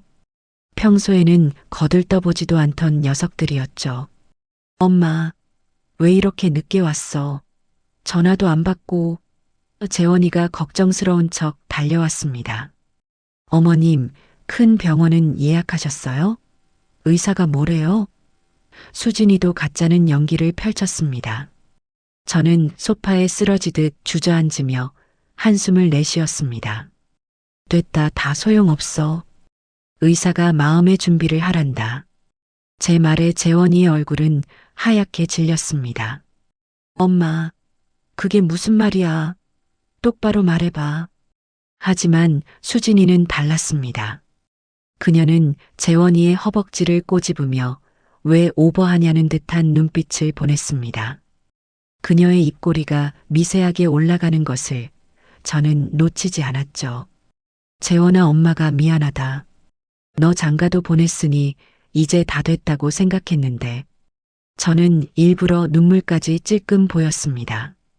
재원이는 엄마 라고 외치며 제 손을 잡았지만 수진이는 그런 재원이를 한심하다는 듯 쳐다보더군요. 그날 밤 녀석들은 제 시한부 선고를 기정사실로 받아들인 듯 했습니다. 아니나 다를까 그날 밤늦게 재원이가 조용히 제 방문을 두드리고 들어왔습니다. 녀석의 얼굴은 수심으로 가득 차 있었지만 그게 저를 위한 걱정은 아니라는 것을 저는 잘 알고 있었죠. 엄마 주무세요? 아니다. 잠이 와야 자지. 재원이는 낡은 교자상 앞에 무릎을 꿇고 앉았습니다. 그리고 한참을 뜸을 들이다가 어렵게 입을 열었죠. 엄마, 저기 수진이가 그러는데. 또 수진이 타령이었습니다. 제 아들은 이제 자기 머리로는 아무 생각도 못하는 등신이 되어버린 겁니다. 엄마, 어차피 몸도 안 좋으시고 병원도 계속 다니셔야 하잖아요. 이 집 관리하는 것도 힘드실 테고. 본론만 말해라. 피곤하다. 제 차가운 말에 녀석이 움찔했습니다. 그게 그러니까 이 집 그냥 제 앞으로 명예 이전해 주시면 안 돼요? 드디어 올 것이 왔습니다. 제가 아들이니까 제가 집주인이어야 엄마 병원비 때문에 대출이라도 받고 뭐든 할 거 아니에요. 수진이도 그게 마음이 편하겠다고 하고요. 병원비. 그럴듯한 핑계였습니다. 하지만 녀석의 눈동자는 탐욕으로 흔들리고 있었습니다. 제가 죽고 나면 이 집이 온전히 자기 것이 될 텐데 혹시라도 제가 마음을 바꿔 집을 팔아버리거나 다른데 기부라도 할까봐 미리 선수 치려는 속셈이었죠. 저는 재원이를 물끄러미 바라보았습니다. 제가 목숨처럼 아끼던 아들이었습니다. 하지만 지금 제 앞에는 어미가 죽는다는데 병원비보다 집 명의를 먼저 걱정하는 낯선 남자가 앉아 있을 뿐이었습니다. 생각 좀 해보마. 머리가 아프다. 엄마, 지금 그게 나가봐. 피곤해. 재원이는 무언가 더 말하려다 제 단호한 태도에 입을 다물고 방을 나갔습니다. 저는 녀석이 문 밖에서 수진이에게 쪼르르 달려가 이실직고할 것을 알고 있었습니다. 그리고 제 예상은 틀리지 않았죠. 재원이가 나가고 채 1분도 되지 않아 제 방문이 거칠게 열렸습니다. 수진이었습니다. 그녀는 재원이와 달리 조금도 숨길 생각이 없다는 듯 불타는 눈으로 저를 쏘아붙였습니다. 어머님, 지금 뭘 더 생각하신다는 거예요? 재원 씨가 저렇게까지 말하는데 내 집이다. 내가 생각해서 결정할 거야. 어머님, 수진이가 제 앞에 바싹 다가앉았습니다. 똑똑히 들으세요. 어차피 어머님 저희가 모시고 살 거잖아요. 어머님 병수발 누가 하겠어요? 저 아니면 할 사람 있어요? 이 집 깔끔하게 저희한테 넘기세요. 그게 어머님도 편하고 저희도 어머님 정성껏 모실 수 있는 길이에요. 서로 좋은 게 좋은 거잖아요. 정성껏이라는 말에 힘을 주는 폼이 꼭 저를 협박하는 것처럼 들렸습니다. 싫다면? 제가 나지막이 묻자 수진이의 표정이 삽시간에 얼어붙었습니다. 그녀는 입꼬리를 비틀어 올리며 차갑게 웃더군요. 싫으시면요? 어머님, 지금 본인 상황 파악이 안 되세요? 의사가 마음의 준비하라고 했다면서요. 싫으시면 저희 그냥 분가할 거예요. 당장 내일이라도 짐 쌀 겁니다. 어머님 병원비요? 저희가 왜 돼요?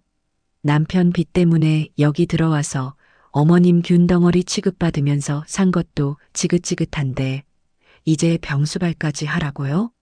꿈도 꾸지 마세요. 그녀는 숨도 쉬지 않고 쏘아붙였습니다. 어머님이 이 집을 팔아서 병원비를 쓰시든 길바닥에서 죽든 아니면 그 좋아하는 요양원에 기어 들어가시든 저희는 이제 상관 안 할 거예요. 재원 씨도 당연히 제 말 따를 거고요. 저희는 어머님 다신 안 볼 겁니다. 평생이요. 이것이 제 며느리의 그리고 제 아들의 민낯이었습니다. 어미가 죽는다는데 집을 넘기지 않으면 병원비도 못 대주고 버리고 가겠다는 협박. 저는 더 이상 망설일 필요가 없었습니다. 저는 그들을 바라보며 아주 천천히 그리고 힘겹게 고개를 끄덕였습니다. 알았다, 알았어. 내가 졌다.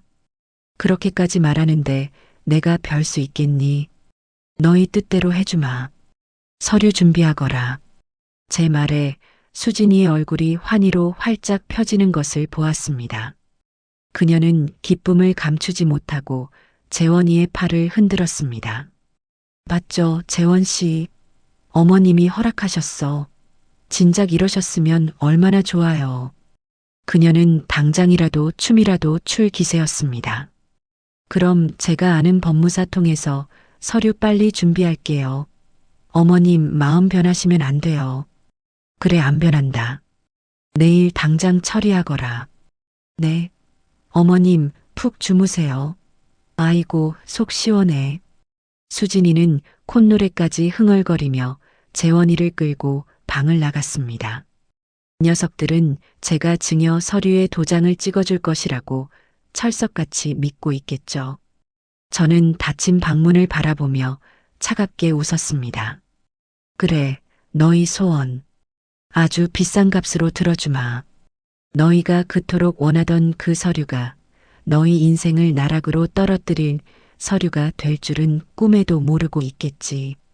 저는 그들의 승리에 찬 웃음소리를 들으며 금요일 아침이 오기만을 기다렸습니다. 다음 날 아침 수진이는 어젯밤의 흥분이 가라앉지 않은 듯 평소와 달리 아주 상냥한 태도로 제 방문을 두드렸습니다. 어머님, 주무셨어요? 아침 진지 차려드릴까요? 진지. 며느리 입에서 그 단어를 들어본 것이 얼마만인지 모르겠습니다. 제가 죽는다니, 집을 넘겨준다니, 그제야 제가 사람으로 보이기 시작한 모양이었죠. 됐다. 입맛 없다. 너는 법무사인가 뭔가 그거 알아본다더니 어찌 되었느냐. 아, 네. 지금 바로 만나러 가려고요. 어머님, 법무사님이 그러시는데 어머님 신분증이랑 제일 중요한 인감도장이랑 인감증명서가 필요하대요. 그것만 있으면 오늘이라도 당장 서류 접수할 수 있다던데. 수진이가 제 눈치를 살피며 말했습니다. 도장과 신분증, 제 모든 재산을 넘길 수 있는 가장 중요한 물건들이었죠. 그래, 그게 어디 있더라. 내가 늙어서 잘 모르겠네. 저는 일부러 기억이 안 나는 척 머리를 짚었습니다. 어머님, 그게 무슨 말씀이세요? 장롱 서랍이나 그런 데 없어요? 빨리 찾아보세요. 오늘 처리해야 한다고요. 수진이가 제 방으로 멋대로 들어와 서랍을 뒤지려고 했습니다. 가만두거라. 내가 찾는다. 저는 녀석을 제지하고 장롱 맨 아래 서랍, 낡은 편지함 속을 뒤적였습니다. 그리고 그 안에서 제가 시장에서 5,000원 주고 판 아무데나 쓰던 막도장을 하나 꺼냈습니다. 이건가? 수진이는 제 손에서 도장을 낚아채듯 가져갔습니다. 도장에 새겨진 최말순이라는 이름을 확인하고는 얼굴이 환해졌죠. 맞네요. 아이고, 어머님. 이걸 이렇게 깊이 숨겨두시면 어떡해요. 그럼 신분증은요? 신분증은 내 지갑에 있다.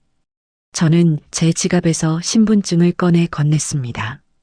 수진이는 그것들을 마치 전리품처럼 소중하게 자기 가방에 챙겨 넣었습니다. 좋아요. 그럼 저 법무사 만났다가 동사무소 가서 인감증명서 떼고 와. 인감증명서는 본인이 가셔야 한다던데. 어머님, 저랑 같이 동사무소 가실 수 있죠? 아이고, 나 죽는다. 저는 타이밍 좋게 교자상 위로 쓰러지는 신용을 했습니다. 어제 너희랑 얘기하고 기운을 다 썼는지 도저히 한 발짝도 못 움직이겠다. 내일 가자. 응? 네. 어머님, 지금 그게 무슨... 수진이가 기가 막힌다는 듯 소리쳤습니다. 하지만 저는 눈을 감고 신음소리만 냈죠. 나 죽는다, 나 죽어. 아, 진짜. 이 중요한 때에. 아, 저 늙은이가 진짜. 수진이는 분을 이기지 못하고 제 방에서 발을 쿵쿵 구르며 소리쳤습니다. 하지만 곧 죽는다는 시어머니를 억지로 끌고 갈 수는 없었겠죠. 알았어요. 알았다고요. 그럼 오늘은 제가 법무사랑 서류 먼저 준비하고 있을 테니까. 내일은 아침 일찍 저랑 무조건 동사무소 가시는 거예요.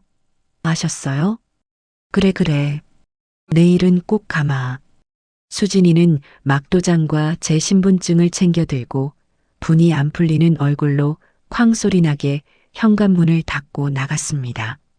저는 닫힌 문을 보며 조용히 웃었습니다. 그래, 수진아. 어디 실컷 뛰어다녀 보거라. 어차피 그 도장으로는 너가 할 수 있는 게 아무것도 없을 텐데. 저는 그녀가 그 막도장을 들고 법무사에게 갔다가 문전박대를 당하고 돌아올 모습을 상상했습니다. 하지만 그건 제 알 바 아니었죠. 수진이와 재원이가 모두 집을 비운 그날 낮. 드디어 제게도 기회가 왔습니다. 어제 시한부 연기를 하며 오늘을 위해 일부러 내일은 정말 못 일어나겠다. 병원도 못 가겠다고 밑밥을 깔아둔 터였습니다. 녀석들은 제가 하루 종일 방에 누워 끙끙 앓고 있을 거라고 생각했겠죠. 저는 자리에서 벌떡 일어났습니다. 아픈 기색은 어디에도 없었죠. 저는 먼저 며칠 전 미리 연락해둔 보관 이사업체에 전화를 걸었습니다. 네, 지금입니다. 1시간 뒤에 와주세요. 짐은 아주 적습니다. 그리고 저는 제 방을 정리하기 시작했습니다. 수진이가 그토록 경멸하던 제 낡은 옷가지들, 남편의 유일한 사진이 담긴 낡은 액자, 제 비밀 통장과 진짜 인감도장, 그리고 이 집의 등기권리증, 원본. 그 외에는 아무것도 챙기지 않았습니다. 수진이가 사준 교자상도 저를 격리했던 그 어떤 물건도 가져갈 필요가 없었죠. 짐이라고 해봐야 작은 박스 2-어 개가 전부였습니다. 약속한 시간에 맞춰 작은 짐 보관이라는 스티커가 붙은 작은 트럭 한 대가 아파트 지하 주차장으로 조용히 들어왔습니다. 저는 인부 2사람과 함께 엘리베이터를 타고 짐을 날랐습니다. 모든 것은 30분도 채 걸리지 않았습니다. 이 짐은 금요일 오전에 제가 연락드리는 주소로 옮겨주시면 됩니다. 알겠습니다, 사모님. 그들이 떠나고 제 방은 텅 비었습니다. 서랍장도 옷장도 모두 비었죠. 하지만 겉보기에는 아무 티가 나지 않았습니다. 어차피 녀석들은 제 방문을 열어볼 생각도 제가 무엇을 가지고 사는지 관심도 없었으니까요. 저는 다시 침대에 누워 가장 고통스러운 표정으로 신음소리를 내기 시작했습니다. 아이고 나 죽는다. 아니나 다를까 저녁이 되어 돌아온 수진이는 불같이 화를 내며 제 방문을 열어젖혔습니다. 어머님, 지금 저 가지고 노셨어요? 이거 가짜 도장이잖아요. 법무사님이 이거 말고 인감도장 가져오셔야 한다고. 망신당한 거 알아요? 그리고 인감증명서는 본인이 직접 떼셔야 한다고요. 그녀는 제게 막도장을 집어던졌습니다. 내일은 정말 하늘이 두 쪽 나도 저랑 동사무소 가셔야 해요. 저 또 연차 썼으니까 딴말하기만 해봐요. 그땐 저 정말 어머님 머리끄덩이 잡고 끌고 갈 줄 아세요. 저는 덜덜 떨리는 목소리로 대답했습니다. 알았다. 내일은 꼭 가마. 수진이는 진짜 답답해. 라고 소리치며 문을 쾅 닫고 나갔습니다. 수요일, 목요일. 이틀의 시간이 지옥처럼 흘러갔습니다. 저는 내일은 가자, 아이고, 오늘은 도저히 안 되겠다라는 변명으로 시간을 끌었습니다. 수진이는 이제 폭발하기 일보 직전이었습니다. 그녀는 제 방에 밥도 넣어주지 않았습니다. 동사무소 가시기 전까진 국물도 없을 줄 아세요. 라며 으름장을 놓았죠. 저는 며칠 전 사다 둔 빵으로 허기를 채우며 버텼습니다. 굶어 죽어도 이틀 뒤면 끝이었습니다. 목요일 밤 수진이가 제 방에 마지막 통첩을 하러 들어왔습니다. 어머님, 내일 아침 9시입니다. 9시까지 현관에 안 나와 계시면 저 정말 구급차 불러서 어머님 병원에 쳐넣어 버릴 거예요.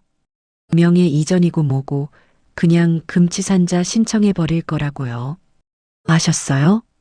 금치산자. 제정신이 아닌 사람으로 만들어 재산을 빼앗겠다는 소리였습니다. 참으로 제 며느리다운 발상이었죠. 저는 앙상한 팔을 들어 그녀를 가리키며 말했습니다. 그래 내일 아침 9시에 꼭 가마. 약속한다. 흥, 두고 보죠. 수진이는 의심의 눈초리를 거두지 않고 방을 나갔습니다. 저는 그날 밤 한숨도 자지 않았습니다. 텅 빈 방 안에서 낡은 침대에 누워 40년 전 이 집에 처음 이사 왔던 날을 떠올렸습니다. 남편과 재원이의 손을 잡고 얼마나 기뻐하며 이 현관문을 열었던가. 여보, 나 잘하는 거 맞죠? 당신도 이해해 줄 거죠? 저는 어둠 속에서 조용히 물었습니다. 대답은 없었지만 저는 이미 답을 알고 있었습니다. 드디어 금요일 아침이 밝았습니다. 운명의 날 금요일 아침이었습니다. 저는 동이 트기도 전인 새벽 5시에 눈을 떴습니다. 이틀간 빵 몇 조각으로 연명했더니 백가죽이 등에 붙은 것 같았지만 정신은 오히려 더 맑았습니다. 어젯밤 수진이가 내일 아침 9시라는 시한부 통보를 했었죠. 녀석들은 제가 그때까지 방구석에서 끙끙 앓고 있을 거라 생각했겠죠. 저는 텅 빈 옷장에서 유일하게 남겨두었던 제 옷 중에 가장 단정하고 깨끗한 외출복을 꺼내 입었습니다. 아파서 누워있던 늙은이의 모습이 아니었죠. 조용히 방을 나와 거실로 향했습니다. 안방에서는 재원이와 수진이의 숨소리가 고르게 들려왔습니다. 저는 곧장 부엌으로 향했습니다. 그리고 수진이가 저에게 접근을 금지했던 그 깨끗한 메인 냉장고 문을 활짝 열었습니다. 각종 유기농 식품과 밀키트 사이에서 쌀통을 찾아냈습니다. 저는 제 몫의 쌀을 씻어 밥솥에 앉혔습니다. 그리고 냉동실 구석에 박혀있던 마른 멸치와 다시마를 꺼내 냄비에 넣고 육수를 내기 시작했죠. 수진이가 기겁하던 냄새나는 음식. 제 마지막 만찬은 된장국이었습니다. 보글보글 구수한 된장 냄새가 깨끗하던 부엌을 가득 채우기 시작했습니다. 저는 그동안 서름이라도 풀듯 일부러 환풍기도 켜지 않았습니다. 밥이 다 되고 국이 끓어오를 무렵 저는 식탁으로 향했습니다. 의자는 3개뿐이었죠. 제가 앉을 자리는 없었습니다. 저는 망설임 없이 재원이가 앉는 자리에 놓인 의자를 빼서 앉았습니다. 그리고 보란 듯이 밥과 국을 식탁에 차려놓고 숟가락을 들었습니다. 바로 그때였습니다. 킁킁, 아, 이게 무슨 냄새야. 안방 문이 벌컥 열리며 수진이가 머리를 쥐어뜯으며 뛰쳐나왔습니다. 그녀는 부엌 식탁에, 그것도 재원이 자리에 버젓이 앉아 밥을 먹고 있는 저를 보고는 그대로 얼어붙었습니다. 어머님? 지금 뭐 하시는 거예요? 저는 고개도 들지 않고 밥 한 숟갈을 크게 떠 입에 넣었습니다. 밥 먹는다. 아니, 누구 마음대로 그 식탁에 앉으래요. 그리고 그 냄새는 또 뭐고. 당장 안 일어나세요. 수진이가 제게 달려와 숟가락을 빼앗으려 했습니다. 저는 숟가락을 놓지 않고 그녀의 눈을 똑바로 쳐다보았습니다. 내 집에서 내가 밥 먹는데 무슨 문제라도 있니? 제 목소리는 더 이상 죽어가던 늙은이의 것이 아니었습니다. 차갑고 단단했죠. 수진이는 제 달라진 태도에 순간 움찔했습니다. 뭐라고요? 내 집? 이거 오늘 당장 우리 집 될 건데. 어머님, 어제 약속 잊으셨어요? 9시에 동사무소. 약속? 아, 그거. 딩동. 제 말이 끝나기도 전에 현관 초인종 소리가 요란하게 울렸습니다. 수진이가 아, 누구야 아침부터. 재원 씨, 뭐 시킨 거 있어요? 라며 신경질적으로 현관 쪽을 바라봤습니다. 마침 잠이 깬 재원이도 무슨 일이야 엄마? 왜 거기 앉아 있어? 냄새. 라며 거실로 나오던 참이었습니다. 저는 숟가락을 천천히 내려놓고 자리에서 일어났습니다. 내 손님이다. 저는 멍하니 서 있는 두 사람을 지나쳐 현관으로 걸어갔습니다. 그리고 인터콤도 확인하지 않고 문을 활짝 열었습니다. 문 밖에는 제 예상대로 김 사장과 이 선생 부부가 서 있었습니다. 그리고 그들 뒤로는 파란색 작업복을 입은 이삿짐 센터 직원 대여섯 명이 늠름하게 대기하고 있었죠. 어머님, 이분들은 누구? 재원이가 당황해서 말을 더듬었습니다. 수진이는 이삿짐 센터 직원들을 보자마자 표정이 굳었습니다. 뭐예요? 저희 이사 안 가는데요. 잘못 찾아오셨어요. 김 사장이 정중하게 한 걸음 앞으로 나섰습니다. 잘못 찾아온 거 아닙니다. 사모님. 오늘 이 집 잔금 치르고 이사 들어오시는 날입니다. 여기 이 선생님 내외분이 새 집주인 되십니다. 네. 뭐라고요? 수진이와 재원이의 얼굴이 동시에 하얗게 질렸습니다. 수진이는 믿을 수 없다는 듯 저를 돌아보았습니다. 어머님, 이게 다 무슨 소리예요? 새 집주인이라니. 집을 팔았어요? 재원이의 목소리가 염소처럼 떨려 나왔습니다. 저는 제 평생 가장 환한 미소를 지어 보였습니다. 물론 그들에게는 악마의 미소처럼 보였겠죠. 그래, 팔았다. 거짓말 마세요. 어제 저랑 명예 이전하기로 약속했잖아요. 도장도 주고 신분증도. 아, 그거. 저는 안주머니에서 제 진짜 인감도장과 진짜 신분증을 꺼내 보였습니다. 너가 가져간 건 그냥 시장에서 판 5,000원짜리 막도장이야. 신분증은 어젯밤 너가 잠들었을 때 지갑에서 다시 가져왔고. 뭐? 수진이는 그제야 모든 것을 깨달았다는 듯 비명을 질렀습니다. 이 늙은 여우가 감히 우릴 속여? 재원 씨, 뭐해? 저 늙은이 안 맞고. 재원이는 완전히 넋이 나간 채 저와 이삿짐 센터 직원들을 번갈아 보며 중얼거렸습니다. 엄마, 어떻게 우리한테 이럴 수 있어? 집을 팔아? 저는 그런 아들 녀석에게 천천히 다가갔습니다. 내가 너희한테 어떻게 이럴 수 있냐고?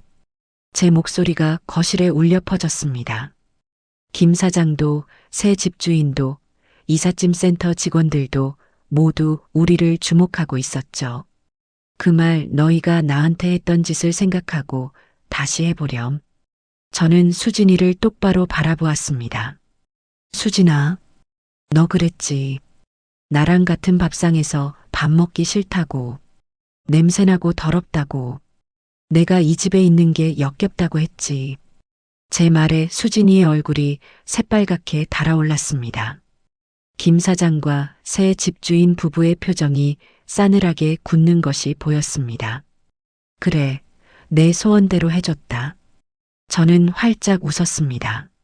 너가 그렇게 손도 대기 싫다는 시어머니 밥상, 이제 평생 볼 일 없게 해줬어.